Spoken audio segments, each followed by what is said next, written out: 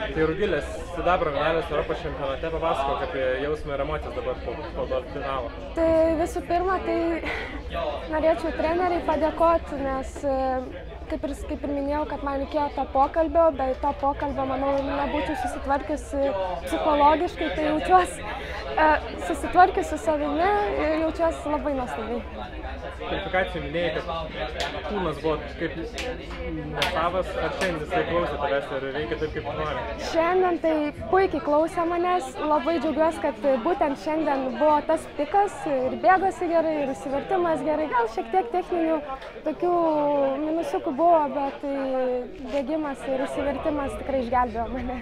4,20 m aukštį įveikė trečiųjų bandymų, kiek buvo tuo metu spaudimo ir streso prieš tą šuolį? Manau, pirmi 2 bandymai buvo labai daug spaudimo, bet trečias pasakiau savo, kad galiu aš įveikti ir jeigu viską teisingai padarysiu, tai aš įveiksiu. Tai aš ties juo atsipalaidavau ir viskas.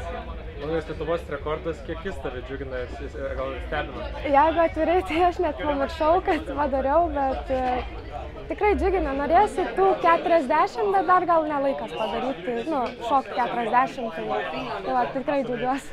Matėm, kaip po šuolių, įvyktų šuolių, tiek plojai, tiek rėkėjai, papasakok apie tas emocijas, kai įvyki kažkokią aukštį. Labai sunku perteikti tas emocijas.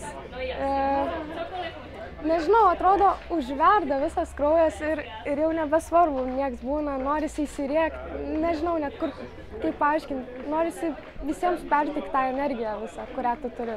Tribūnose šiandien buvo daug lietuvių, garsus palaikymas, gal jiems kažką norėtum pasakyti, padėkoti? Tai tikrai taip, labai ačiū, kad atėjo palaikyti ir tikrai noriu padėkoti Elzei, kuri šiame Europos čempionate labai sėkmingai debiutavo, labai džiaugiuosi dėl jos. Ir manau, ateityje mes tikrai kovosim ir tempsim vieną kitą aukščiau.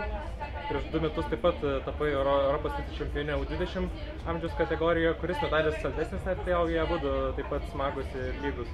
Manau, saldesnis U23, nes kova tikrai jautėsi ir dar plus kaip šalia turėjau komandos draugę, tai tikrai manau šitas saldesnis yra ir taip.